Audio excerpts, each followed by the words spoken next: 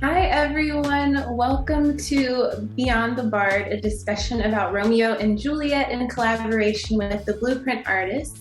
Blueprint, founded by Namuna Sise, is a network of professional working artists who are Black, Indigenous, and people of color dedicated to providing comprehensive, holistic training to emerging artists from our communities. They examine and create work for us, by us, centering our stories, our skills, and the richness of our heritage. My name is Korinn Annette Jefferies. I am a curator, creator, and analyst of Black theater based in Greensboro, North Carolina, land of the Tutelo, Saponi, and Shakoi people.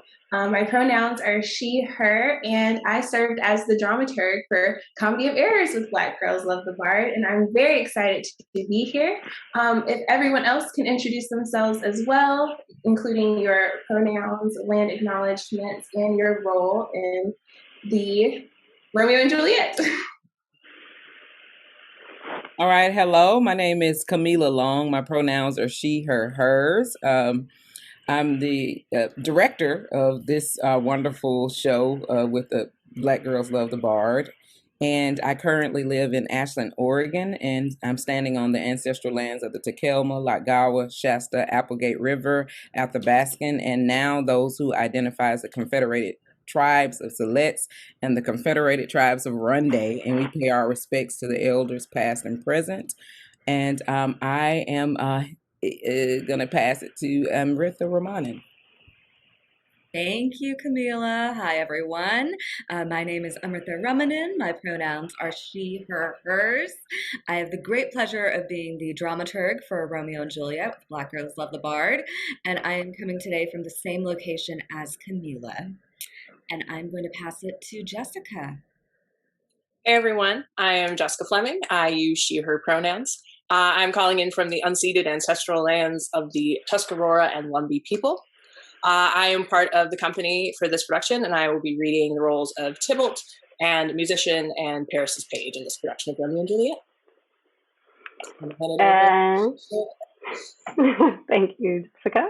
I'm Carolina Hoyos. I use she, they pronouns, and I'm calling in from Tongva, Chumash, and Quiche territory, otherwise known as Los Angeles. And in Romeo and Juliet, I'm part of the company for Black Girls Love the Bard, and I play Nurse, Lady Montague, and Friar John. Awesome. Thank you, everyone. So I would like to start this discussion with a reading of Act 1, Scene 1 between Samson and Gregory. Gregory, I swear, man, we can't be no one's suckers. Depends. There's some people I'd happy to suck on. Then you suck on, but any such sucker shall succumb to my sword. And then you'll suck in your last breath in a noose made for murderers. Not me. I'm quick. Tempt me and I'll strike like lightning. Lucky you're not quickly tempted to strike. Huh. The dog of the house of Montague tempts me quick. To quickly fight or quickly flee? Flee? The only fleeing is my weapon from my sheep. I will tower over any boy or maid of Montague's. That proves you are a coward. No real man needs a tower to fight. True. That's why women, being the weaker vessels, are kept in towers. So then over Montague's boys I tower, and in his maids thrust my tower. The fight is between our masters and us, their men. Men, women, it's all the same. If you're a Montague, I'm your tyrant. I'll bleed their men, I'll be worse with their maids and cut off their heads. The heads of the maids? Yeah, the heads of the maids, or their maiden heads. Feel me? I don't know that anyone has ever felt you. Any feeler I felt up will willingly testify. It's known I'm a pretty piece of flesh. It's known you are a pretty piece of fish, hung dry and salty. Grab your tool. Here comes two of the house of the Montagues. My tool is up and out. Go, fight. I got your back. What, so you can turn your back and run? You don't trust me? No. We'll keep the law on our side. Let them start it. How about I scowl as I pass them and rile them up? It's good. Or how about I bite my thumb at them? as a dig and see how they like it.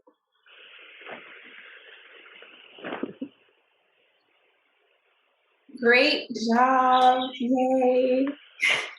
That is my favorite scene in all of Shakespeare, particularly the part that we did not get to about biting the thumb. That's just, to me, it's super, super funny. And I feel like when I read it, the play on Shakespeare translation of it, I was like, wow, this is a lot harsher than I remember it being. I thought this was funny.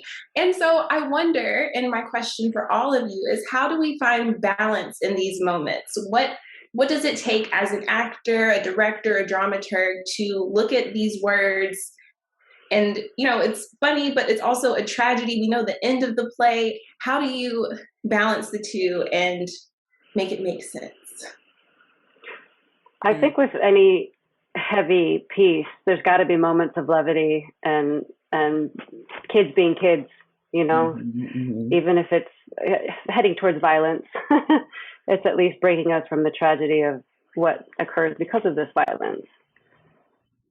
Yeah, and same thing. I feel like just like in life, when sometimes we take ourselves too seriously. So I think a lot of the play, you think about Romeo and Juliet being so serious because you think about Shakespeare and you see a whole bunch of stiff white people in the way they enjoy Shakespeare and the way they perceive it. And so I think these translations has really opened up what Shakespeare really is and what he was really trying to say being translated in today's English. Then I feel like we can enjoy, or modern English, so we can enjoy it the same way audiences did then. And to be honest, it is silly. It is silly in the beginning. The comedy is straight silliness. And it's and of course, you know, with comedy, you play it like it's real and it's straight and it's serious, and it becomes even more ridiculous. So I think that's the part that I'm really, really excited about with exploring this play, and I hope audiences will get a chance to see Shakespeare in a different way through this. That's my 2 cents. I feel real similarly that it's the sincerity and genuine honesty that these people do all the things they do that you get to see, like you get to see the comedy and the tragedy. It's like, yeah, you can easily see the scene, but like, man, they are so serious about acting so tough and acting so hard and acting like they're grown-ups and adult and have things figured out. But you also like can recognize as an adult person, be like, oh man, when you see those 14, 15, 6-year-old kids, they're like, yeah, I got this. You have to laugh because it's just so ridiculous, but then it's also heartbreaking because you know they have no clue what they're walking towards. Korinn, like you, I really love this scene, and I think Hansel Young, our translator, has just been incredible with the way in which he's translated this play. And particularly what I think is so interesting about this scene is that it does start with, you know, a series of jokes. You know, it is very jocular, and it also reveals the intensity of this rivalry, and we recognize that there is a law in place. We recognize that legally there cannot be violence between these two families, and I think it's incredible, you know, dramatically I think it's incredible that a scene can hold both of those. And I think within this play we constantly see, both in Shakespeare's original R&J and Hansel's translation, the attempt of balancing that tonal contrast of how there are moments of deep comedy, deep silliness, ridiculousness, with also very heightened tragedy. And something I would argue is, you know, I think this play is a comedy until Mercutio and Tybalt die. I think that it actually is meant to be a comedy for almost the first half, a comedy romance, and then shifts into a tragedy with some comedic moments, as we have learned in our process. There's a bit with Peter and the musician that is just hilarious and comes at a very interesting moment of the play. And I think that there is a navigation of how does life always contain both parts, and how does that actually develop into the storytelling of both what Shakespeare intended and then what Hansel has translated. Yes, and you mentioned the translation highlighting the intensity of the rivalry, and it made me think about the translation for me also highlighting a lot of the sexism in the first scene. I saw it, I guess, because I had to pull out my original Shakespeare as well, because I like to compare both of them and see the differences. And it didn't seem as it didn't have the same gravity to me as it did in the translation. I was like, oh, I cannot believe that this is what's actually being said. And so I wonder, how do we navigate sexism in Shakespeare's works? And how does this navigation translate from rehearsal spaces to the stage?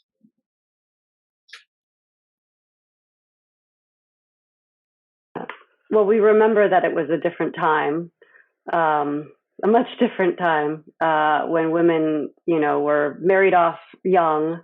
And if they weren't married off young, they were old maids. And they were basically subservient to their husbands. So I don't want to say I can forgive it, but I know that we're playing to a different time era. But I've also read different translations of this, like, the Folgers, the No Fear Shakespeare. So I've had different inklings of that it was raunchy before now. And it is a little bit raunchier now with this translation because it's a more modern translation. So it's easier for us to grasp in today's word. And it still exists, that kind of sensibility. It's just not as rampant, I guess we could say. So it's not as hard to separate from it because it's still around in some circles. Something that kind of a conversation that I believe we're having in rehearsal tonight is kind of how interesting that, like, Juliet is one of the characters who actually kind of has a plan and gets to be is not flopping around like these boys in the first half of this play are just acting a fool and running around and being very kind of gut forward, where Juliet is this composure. So it's a very interesting thing to live in this world where women are often continually talked about in these ways that are just oh, they couldn't, you can't handle it, the emotions are too much. And you have these men and these boys just yelling and flopping around. And it's the women almost consistently in this Shakespeare and other Shakespeares that are have a plan, have this motive. And you have this weird dichotomy of just we hold women in such a weird kind of ugly position in so historical context with these. But then you also have these women painted as having their shit together and being the only ones who are driving it. And then, looking back to Macbeth, where it's Lady Macbeth had a plan, but she was evil. So it's a weird balance of these, holding these two things together, because both those things exist in this. Yeah, I think also the same dichotomy is that exists is that not only is Juliet, what you said, she's also thrust into this land of maturity, where the boys are not. This is a serious conversation she's having with her mother that they're trying to make light, and it's basically, and I'll just make it plain, she's getting decided for her who she has to open her legs for, and who gets to be intimate with her and be in her space. So these decisions aren't made by her. So, the sexism that exists embedded within that, and her father telling her what you're going to do with your body, or you have no claim to me. I wash my hands of you, and to be called out of your name. And then all of a sudden, all the women get called out of their names, right? In the play for even not pushing her and coaxing her in the direction she should be headed. And also her mother making it okay that, hey, your age, I already had you. I was even younger than you is what she's saying when I had to do it. So now it's your turn. So, yeah, being knighted into this horrible situation is what's also going on.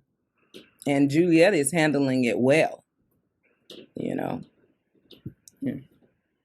Jessica, as you were talking, I was thinking about what Hansel was sharing with us during last week's rehearsal about feeling like it is Juliet's play, which I'd never thought about Romeo and Juliet with really thinking about it being Juliet's play, and actually love that concept, and do feel that within that we get to see all of the elements of sexism and misogyny that the women of the play experience. Everything from the way that Mercutio talks about the nurse to last night we were reading the Lord and Lady Capulet scene when Lord Capulet berates Juliet in such a horrific way for denying marriage to Paris, and in in Hansel's translation, the language just pops in a way that I haven't felt it before, even though I had a sense of what this was. And I do think that Shakespeare often deals with sexism and misogyny in the plays. And I think many of the translations I've experienced, it just brings it more front and center in a very palpable way to our ear today. And I think that's because sexism existed then, sexism exists now. This play altogether is of its time, and there's echoes of it that are very true to many people in the world today. So I think that to me is always very interesting, when looking at a play like this, to think, how much have we changed and how much are we the same? And I will say that this conversation made me think about the play from a different perspective, right? Because I hadn't thought about it from Juliet's perspective and it being her play. But I will say, reading through the translation, I did notice at the beginning, I was like, wow, she's a lot more headstrong than I remember her being. I think knowing the end of the play and how it seems like, oh, those silly kids just doing silly kid things, it kind of washes over or like coats or something. It just makes it harder to see that she is a stronger character. And it makes me wonder, in different spaces, in spaces where there aren't people of color leading it or women identifying people leading the story, how can we make sure that people are still examining it from all angles the way that we are right now? That people still know that this could be Juliet's story instead of Romeo's story or the Montagues and the Capulets story. It's how can we encourage those discussions in other spaces? Well, I think with the casting that we have going here, it's already showing it in a different light. It's making it more accessible to audiences that, haven't been able to see themselves in something like this. Even though this is a story that can span cultures and eras. I think just casting it more globally helps. And it's also, I think with kind of speaking to Carolina's point, like we have a cast of people who are within some of the age ranges of the adults in the play, but definitely I think most of us are past the point of identifying as most of the younger characters. So it's a very interesting perspective to I don't know, it's a little hard to go in, especially reading as one of these younger characters, not carrying all of the life stuff that one has, but it does allow some insight. But it is a very interesting thing to no matter what roles we take on, we bring our own personal things and our own personal life experiences. And I think it should be the work as performance creatives to put ourselves in other people's situations to the best we can. And I think coming at work like this, you have to bring yourself, but also understand the world of these people. And if you just come at it with, this is my perspective and this is my opinion, this is my bias on these cast of characters, you're not going to serve the story in a way that is going to make it universal. You are kind of dead-ending it. So I think bringing yourself and bringing the openness of what could be, I think would allow more people to maybe see this as oh, I would have never thought about what it means to be a teenage girl in this situation, or what it means to be a teenage girl ever if that's not your life experience, or what it means to be a teenage boy living in a world where there are these expectations of what it means to be a man. These are things that I don't know what it's like to be a boy. I don't know what it's like to live in the pressures of those things, but I know what it's like to be a teenage girl, and I'm sure those things are applicable. So being open and bringing yourself and being a sponge and letting those things live in you, I think is really important. Yeah, I love that, Jessica. I mean, I completely agree that I think in, for any play, beyond this play, for any play, I think how a cast and creative team, bring their own identity locations while also looking at the characters, the world of the play. And, to Carolina's point, I think, Romeo and Juliet is such an interesting one because there's been so many adaptations or translations over time that have really looked at the familial divide across different cultures, have looked at gender, have looked at, generational divide in a number of ways. I saw a very interesting Romeo and Juliet where Romeo and Juliet were in their 50s, and it was such a flip on kind of how we actually conceive age and conceive this story. So I think there's a vast amount of possibilities. I mean, I personally have no desire, nor do I think I ever have, to see Romeo and Juliet with a majority white cast and white creative team. I just don't think that makes sense at all. I think our current time, I think this play is very resonant in our current time, and I think it should be reflective of the world today, and that world is a global majority world. So that to me is important. It's important for any R&J moving forward. But I do think there is a realm of possibility of how to enter the play, but with the sense of awareness, sensitivity, cultural care, and cultural responsibility. And thinking about bringing ourselves to this production, Kamilah, I read that Romeo and Juliet was one of the plays that inspired your love for Shakespeare. And I wanted to know, how does having that, or sort of nostalgic love for the play, how do you bring that in your directing? How does that impact your directing? I don't know if it impacted my directing. It just happened to be the circumstance of that. That's what it was. But I remember being very sad when I read it. Like I caught on to I know I missed all of the comedy and went straight to the tragedy because my heart was broken. So I think and you've seen it years after that, being Romeo and Juliet. You just never forget the tale. Like once you come in contact with that tale, I just think it just stays with you. And similar to when you see Michael Jackson one time as a kid, like he never leaves your mind.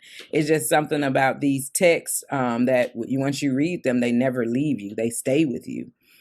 So I would say that part I can own up to. But as far as the play is concerned, I think my curiosity piqued to say, like, what is this play really about? I remember what I think it is. I know what I've seen it is from other people's perspective, but from my perspective and this group of actors' perspective, what is this play about? And it's centering it around love, and then but you think, right, and then you get into it and you see all these other elements that are usually not illuminated happening in the play.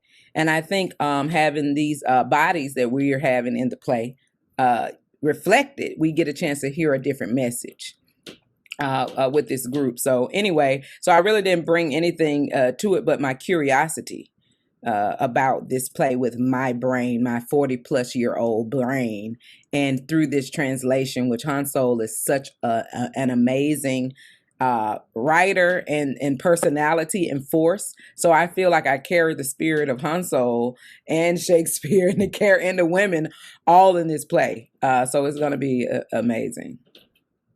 I noticed that everyone keeps mentioning their distance from the age of the characters. And so I want to know, how important is it for us to highlight adolescence in this play? And what are some of the challenges that arise with everyone being so distant from the age of the characters? I do want to say something about that before everybody. It does not bother me because in my mind, I think that Shakespeare go and have teenagers doing this, or were they adults, just like the men played the women roles and everybody just kind of played a role. I can imagine, like, were they ever age? Was it ever a 12, 13-year-old up on that stage doing anything?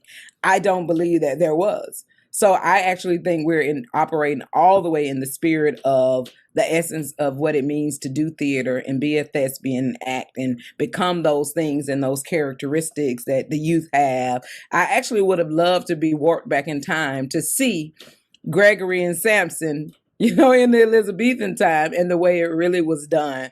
And I bet you would be falling off of your chairs because, these people were drinking, getting up, moving. So it was a lot of like silliness happening on that stage. So anyway, that's my 2 cents on that. I actually wanted to say that. So there you go.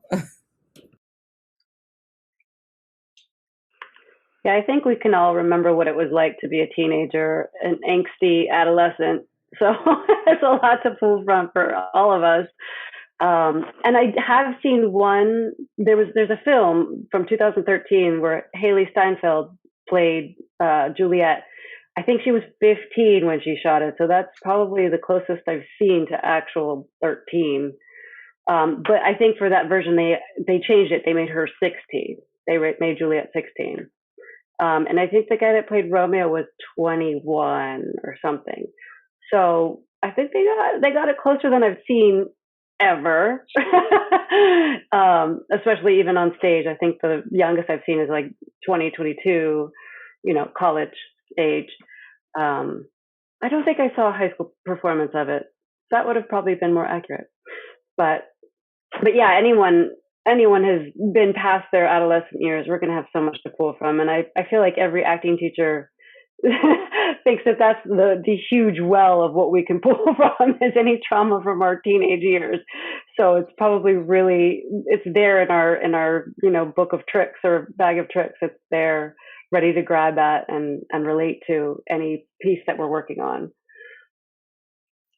Something that I've been thinking about a lot with this and this idea of like the most of the cast is supposed to be young people is how in the thought of how much of kind of who we become as adults is like kind of like trial by fire as a teenager, and the things that are like, and especially in this like with it's like your family honor, what it means to like stand up for that, like that is like this is the world that this is all they've been told. It's like it's about your family, it's about your name, and it's like it's very interesting to see how that gets ingrained in people and what we lose in adolescence from childhood into adulthood, and what like the things that are applauded and awarded and not even awarded, but the things that we encourage in children that we don't encourage in adults, and how that gets faded out through adolescence is really interesting. This idea of like play and curiosity and adventure and openness, and how those doors start shutting in adolescence to then become what we view as adults, or what we think adults do, or like, this is what adults do. It's like, is it? How much of it is keeping up with these traditions and these ideas, and how much of that gets forged in those moments of you are suddenly becoming semi-independent, you can be out on your own, you are interacting with other people who aren't your family, and how those moments are such bedrock into who we become. And it's so interesting to watch those kind of moments start happening in this play, where you like, do they always talk like this, or do they think they have to do this a certain way? It's like it's trying out what grown-up clothes feel like, kind of. So it's just a very interesting thing to kind of relive in that mindset and that energy, where it's very much testing the waters, and it's very much developing what becomes the adult version of people.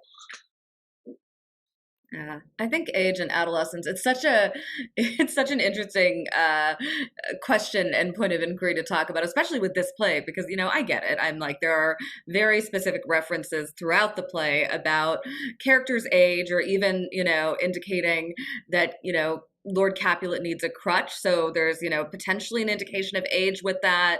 There's all these points of reference that speak to it, and that note the adolescence of, of Juliet and Romeo.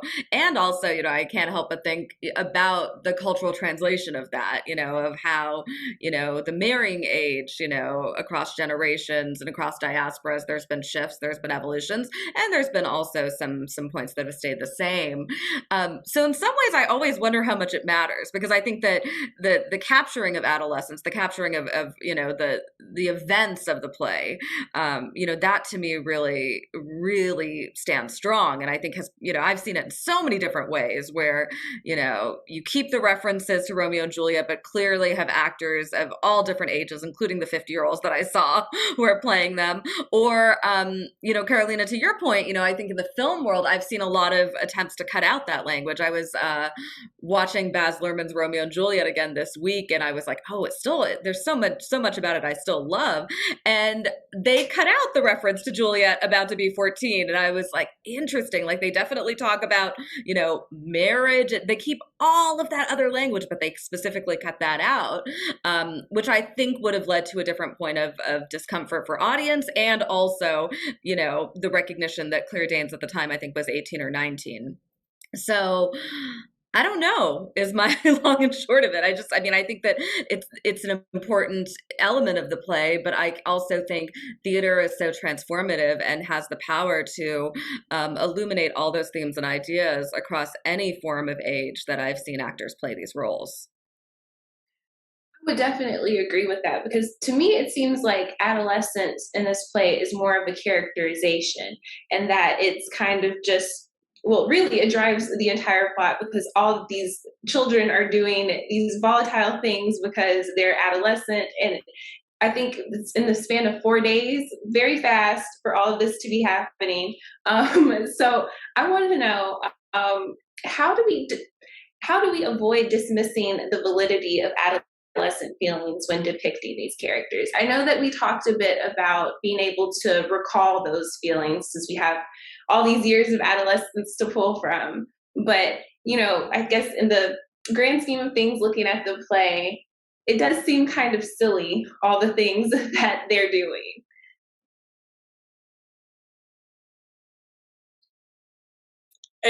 I guess one thing is, I think it can be, yes, I agree. It is very easy to be like, oh, those young kids. But if you also look at the plot, just looking at Shakespeare's Canaan, how many adults did stupid things for love or power? And it can be very easy to just be like, oh, these kids, I'm like, they're doing the same thing that is being mirrored in adult culture within this canon of work. Like, there's nothing that is that preposterous when you really think about it. And I think it is very easy to be like, oh, you just don't understand. But really, like, it's just like, especially like looking at like little kids, it's like, if nothing bad's happened to you, something like this is going to be the worst thing that's ever happened to you. And that doesn't change the fact that it's like, yeah, perspective is everything, but it's, yeah, in their worldview, this is the best and worst thing that's ever happened to them. And that is valid. And that doesn't change the fact that, yes, it's like, oh, it's this boy, oh, it's this girl. It's like, but that is carrying weight in a way that other things haven't, and that deserves respect. Yeah, in a way. Oh, go ahead, Amrita. In a way, I'd almost even say that this is a world created by the adults, and the adolescents are just responding to it. The rivalry between families, that was created by the adults, and that's something that's been going on. And the adolescents are challenging it, which I think is actually brave. They're going for love, which is probably very dreamy. But I appreciate it. They're not just sticking to what has been set out for them. They're kind of trying to forge their own path. And I know, isn't West Side Story basically an adaptation? So it's still a world created by adults and by society, and I kind of feel like they're going against the grain. So maybe I'm not even thinking that they're just being kids and they're silly and they're being foolish. They're actually trying to change the world in a way.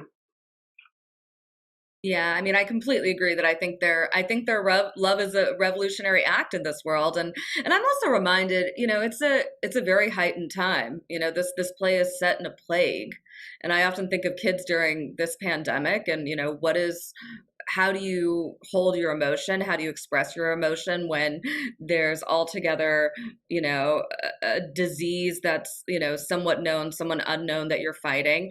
And you pair that with also, the discord of this rivalry and the situation with the family that's been going on for centuries. And I'm like, it's a war. I mean, these are children growing up in, in a situation of war and plague. And what that influences, to me, it's a beautiful revolutionary act to be like, well, Romeo and Juliet are responding to love and care and compassion amidst everything that they are seeing and experiencing. And that to me, that sense of empathy, which I think is so essential for theater in itself. I love the kind of the meta theatricality of that. Like, I feel like we in some ways are asked to be very empathetic as theater goers, and I think empathy is what drives the two of them too. Carolina, you mentioned that the adults are shaping the world for these children. And it made me think again about the commotion at the beginning of the play and how this situation between these characters would not have happened if the adults were not having the problems that they were having.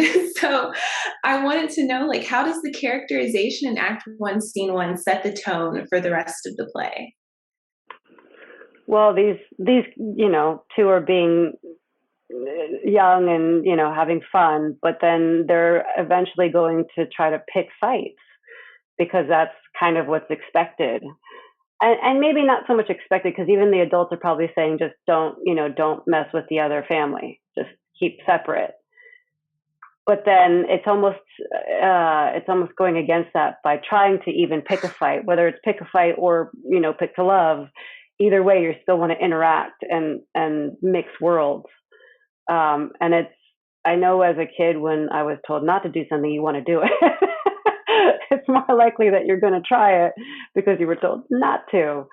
So yeah, I still see them doing what we're expecting them to do. They're going to either pick a fight with them or pick to fall in love with them. And we see all of that in this. And now I'm seeing that the play continually points back to the adults creating this problem, which were at one point kids too. And the adults in their world created this problem. So it's an ongoing thing. And I think the moral of the story to me is that children can change the world. I think a lot about the idea of loyalty in these moments, especially like at the top, and what being loyal means. Because I think that becomes a test of a lot of these, like, are you loyal to people just because you're family? Are you loyal to people because, like, how those things lie? And, you know, I think for so many of these people, like, being loyal and being honorable is defending your family. And sometimes defending your family is a sign you're just going to go scrap in the street. And sometimes that manifests in other ways. And sometimes trying to be loyal to your family is making sure your daughter gets married off properly. And this idea of like loyalty and legacy and connection, and how it can come out sideways sometimes. And you go in with the best of intentions, but just because you wanted it to go a certain way doesn't mean it's going to land that way with other people. And looking at how those kind of loyalties and alliances shape and morph over what becomes important in that moment, I think is really interesting to look at, because you get a very clear setup in this first scene of like, there's a line in the sand and you're us or you're them. Like it's very much set up, and like there's just that built-in animosity that we all kind of carry in us, with, you know, whether we like say or not, we do other people, whatever that looks like. We all hold our biases. We all hold our you know, conceptions of people and things. But yeah, I think a lot about loyalty and what that means, especially in that scene, and then how that kind of keeps reflecting in these scenes throughout the rest of the play. When you were talking, it was making me think about when Romeo makes the conscious decision to go to a party that he's not invited to. And kind of how just thinking about these kids still being kids and doing things that they're not supposed to, and how in the first scene it's almost like, you know, we don't like them, we're not supposed to fight, but, you know, might as well. So just thinking about like instances like that, and also how almost the first scene is setting a tone of like mischievousness for what's going to happen, and sort of like figuring out, again, kids changing the world, but also kids doing it their way specifically. I think it was highlighted to me in what you were saying, Jessica. But I do want to also talk about comedy and the pacing of the play. Something that stood out for me when I was reading the translation was the nurse's speech about mothering Juliet. And it just seemed to take me out of the play completely, because I was like, what is this for? What is she talking about? Like, going on about mothering Juliet. And so I want to know, in what ways does the structural addition of comedy change the pace of the play? I think it helps to interrupt. So you're taken aback when something hits you, after the interruption, something hits you that would have floored you otherwise. I mean, it does floor you, but it would have been too tragic too soon. So the comedy is meant to pull back from that and give you a breather. It is awkward when she comes in praising, but I think it does add a little bit, because it shows that the mother doesn't really have as good of a connection with Juliet. You know, it's a hired hand that's been keeping her and showing her and convincing her and her confidant. it felt very removed. So again, with the kids being kids, they're not really having great relationships with the adults. It's a very, stone relationship. And there's warmth when the nurse comes along, which kind of makes it more tragic. And I think it's also playing into the comedy of it, the way that it's written and structured to me is how the other characters are responding to the nurse while the nurse is talking about this thing. And it's like, how many times have they heard this story? And is it like, la, la, la, la, la, la, la, it's like, and then, yep, we went to the store. Yep. And I suckled. And I remember, yep, that day we went to. So I think because Lady Capulet interrupts her and be quiet. And then she goes back into it again. So this story, I wonder, the comedy in it is truth, is showing that a relationship, but it's also, then I think they allow her to do it because, it's real. Now Juliet is about to go, about to get married and is turning into this woman. But it's also funny to me, the world of the play and the way you can set that up in the comedy, depending on, the director. But I also think it's written in the script. It shows you that, this may be a talkative ass nurse, at the end of the day, who thinks she's funnier and cuter than what she really is and just really doesn't care when other people, she's in her land and goes on with it. And that's just how it is. And you can see through the play until it gets serious still, that's kind of like who her character gets to be and how she gets to flirt around in that land. And as far as the world of the play too, it's set in modern in this play. And we also, I've invited, I think one thing that we aren't talking about a little bit is spirit. At the spirit of the play, we got the plot, the theme and all this other thing, but we got, spirit that exists in people and around people. And how people really are acting and responding, not knowing, of course, that they're in the play. But sometimes I think they do know they're in the play. So I think that's that fun that's in the play as well. But it being said in that the Orisha, I've invited the Orisha into the room.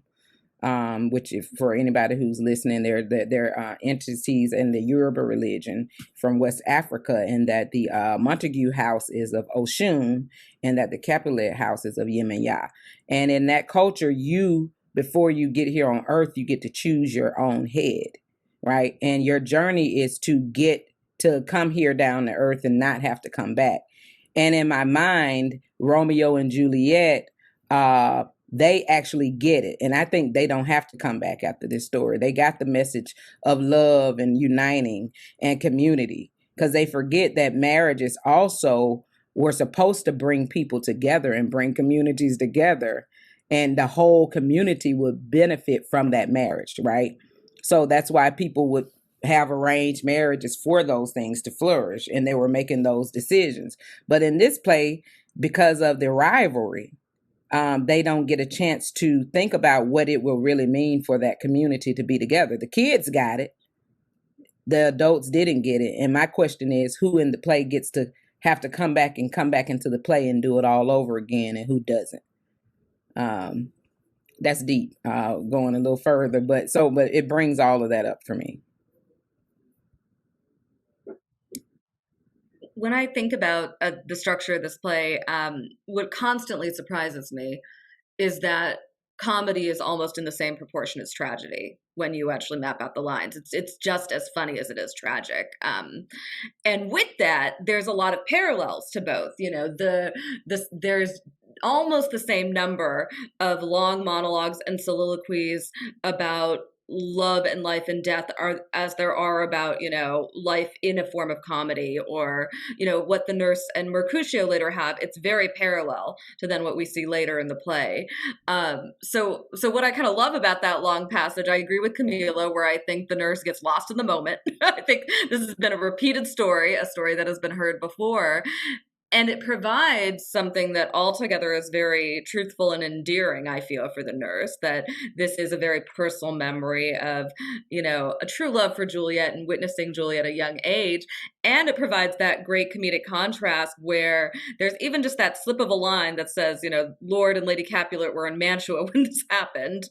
And it's like, yes, you get to see kind of the contrast of the distance that Lady Capulet has to her own daughter and the connection that the nurse has.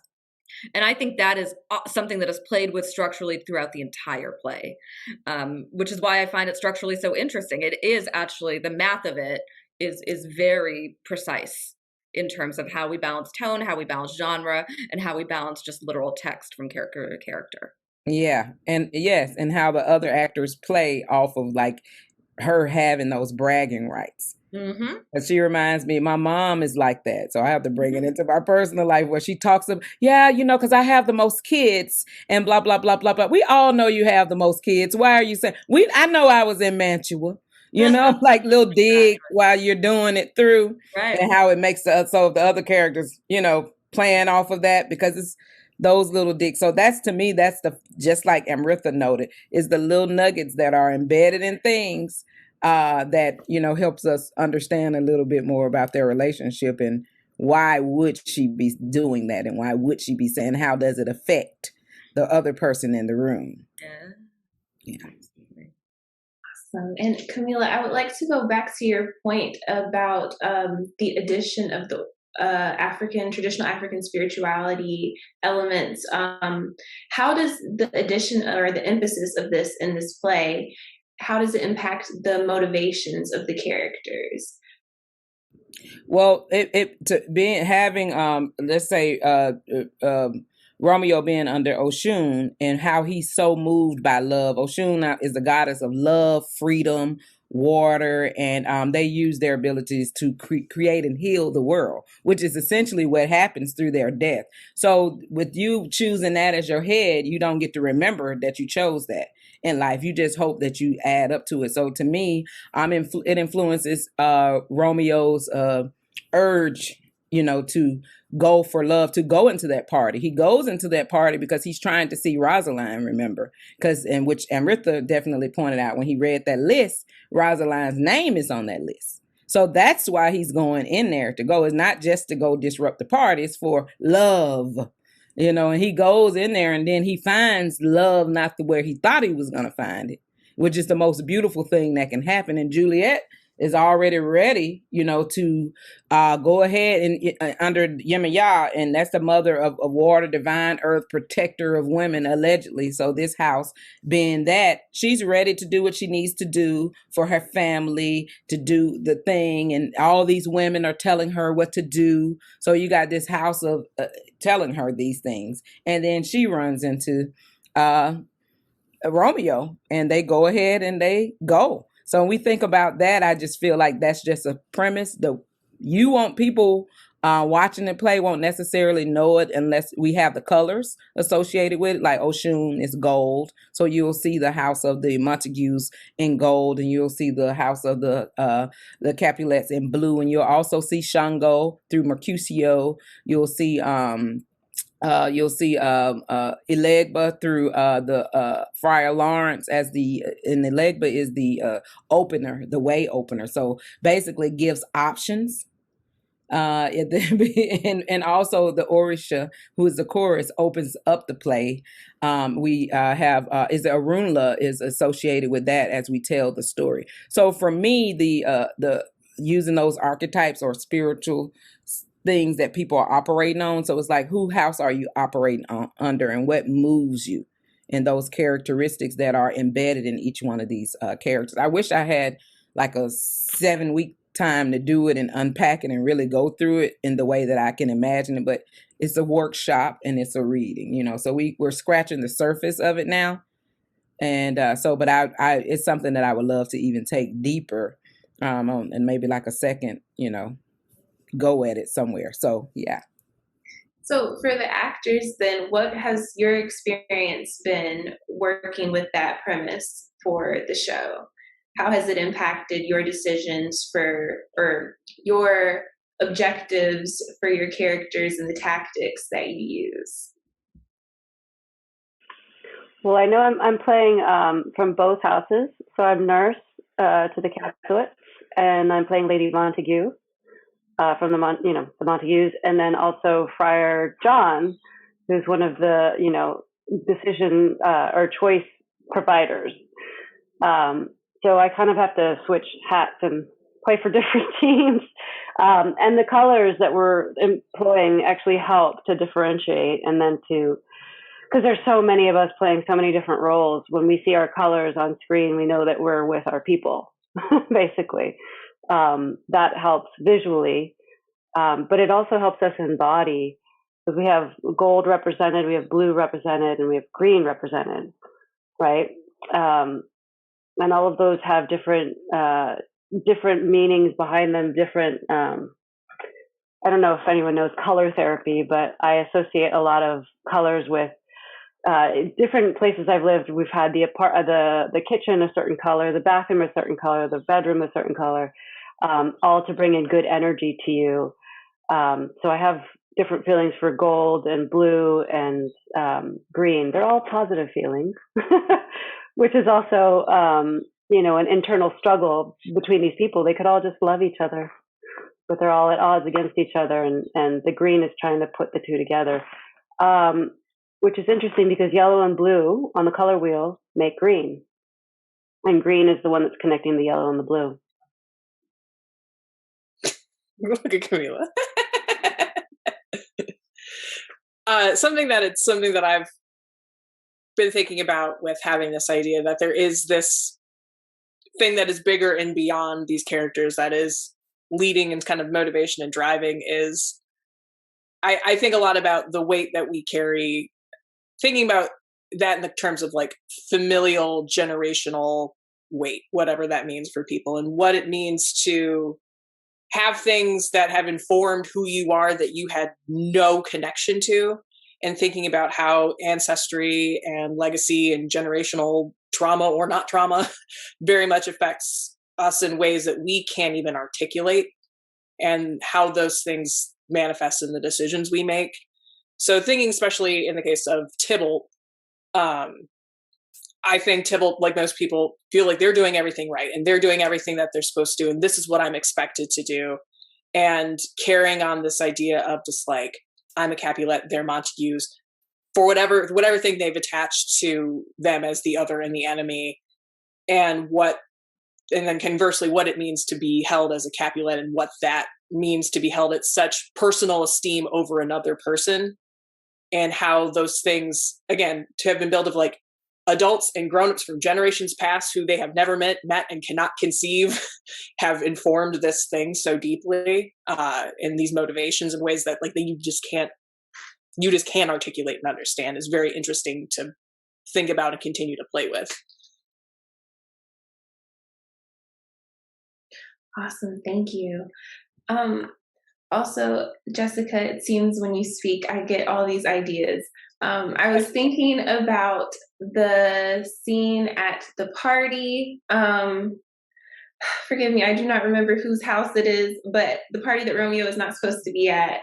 One of the people who was of that house was like trying to go against their elders' wishes, right? At some point, wish I could remember. Does anyone? What is the name of the house? I think it is it's at the Catholic. I know exactly what you're talking about. Because Tybalt wants to go shut things down because Romeo shows up, and Lord Capulet's like, he's having a good time. You don't need to harsh the vibe, and he's like, no, we're gonna harsh the vibe.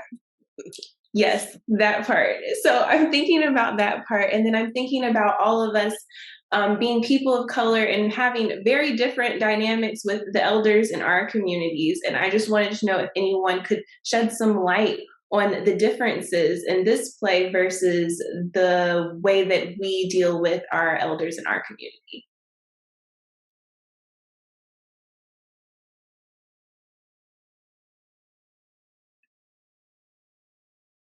I think something that's interesting in that scene is there's it's almost a challenge of authority in that moment. I mean, Tybalt does eventually like back down and like cuff and puff and like, well, I'm just gonna leave, and I'll show them someday.